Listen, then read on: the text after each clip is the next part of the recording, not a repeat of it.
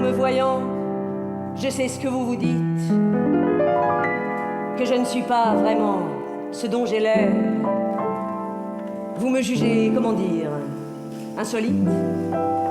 Alors regardez-moi en long, en large et en travers. Cherchez, cherchez la femme. Voyez, je ne cache rien, cherchez bien.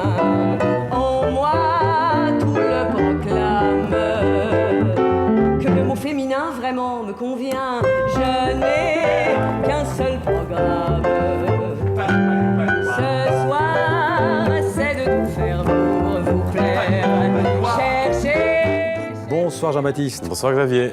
Alors ça s'appelle l'Interlope Cabaret, c'est un cabaret imaginaire, on peut dire, qui prend vie aujourd'hui, en ce moment, au studio de la Comédie Française. Donc, il y a 3 salles à la Comédie Française, la grande salle Richelieu, le théâtre du Vieux-Colombier, et puis le studio qui est juste en dessous de la pyramide du Louvre en plein Paris. Alors pendant des années, la Comédie Française a proposé des cabarets chantés autour de grands artistes de la chanson française. Il y a eu Brassens, il y a eu Barbara, il y a eu Léo Ferré encore récemment. Là, cette fois, ce sont des cabarets thématiques, et le premier de ces cabarets thématiques, il est consacré au cabaret homosexuel de transformistes de l'entre-deux-guerres, juste avant en fait la Seconde Guerre mondiale. Alors la nouveauté aussi, c'est qu'il y a une partie parlée, vous voyez ici, avec on pourrait dire la vie dans les loges, avec les transformistes qui parfois se chamaillent.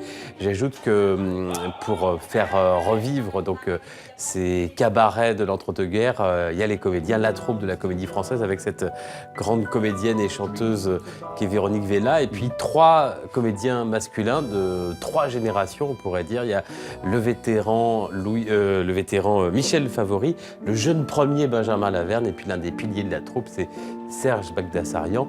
Il a conçu le spectacle, il le met en scène et il est sur scène. Je vous propose de découvrir ce cabaret Interlope. J'ai filé en douce au golfe de Guinée, la grande secousse, là je l'ai éprouvée. Nègre si squameux, nécroïde divin, danse mystérieuse du soir au matin. Alors j'ai d'abord découvert qu'il y avait un répertoire énorme de chansons homosexuelles, mais alors complètement aberrantes aujourd'hui, presque inécoutables. Il y a un quai dans ma rue, et il y a un trou dans mon quai. Ça fait que sans me déranger, j'ai la vue du quai de ma rue et celle du trou de mon quai. Mais moi j'avais envie d'avoir quelque chose d'un peu plus large, de faire entendre le répertoire aussi homosexuel féminin, qui lui est très honnête et dit son nom, contrairement au répertoire masculin. C'est-à-dire que quand on parle d'amour physique entre 2 femmes, eh ben on chante une chanson qui s'appelle « Ouvre » et qui est éminemment bien écrite et poétique. Ouvre les plis de tes rideaux, ouvre ton lit, que je t'y traîne. Il va s'échauffer sous ton dos. Ouvre la reine. Et puis, pour les garçons, on a quand même été chercher chez Jean Genet.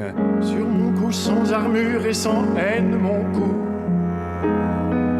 que ma main plus légère et grave qu'une veuve.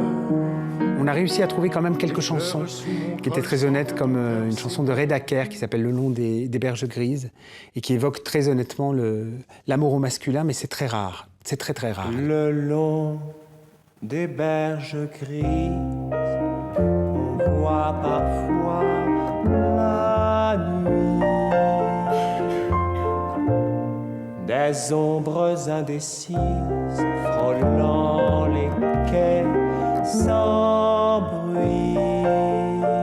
Interlope, dans le dictionnaire, ça veut dire un peu malfamé, bizarre, un petit peu à la marge des choses.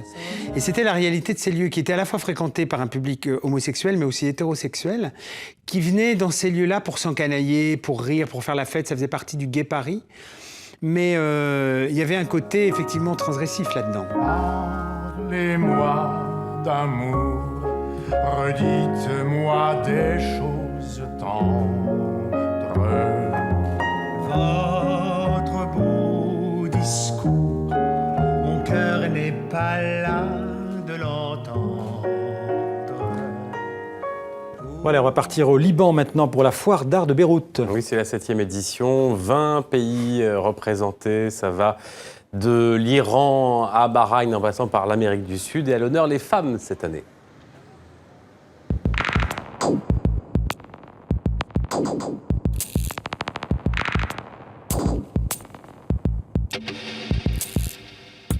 Il y a un grand retour aujourd'hui dans le monde arabe de savoir qui nous sommes, d'où nous venons et ce que nous ferons. Et donc nous avons pensé que c'était très important de pouvoir mettre en avant l'art moderne libanais auprès des femmes pionnières qui ont marqué leur temps et qui ont été au démarrage de ce qui est aujourd'hui l'art contemporain.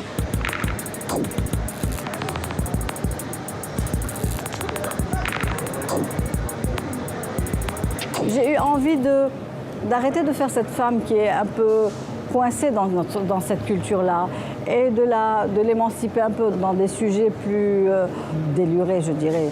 Elle a son téléphone à la main, elle lit Omar Khayyam. Donc il était essentiel pour moi de montrer une image plus valorisante de la femme.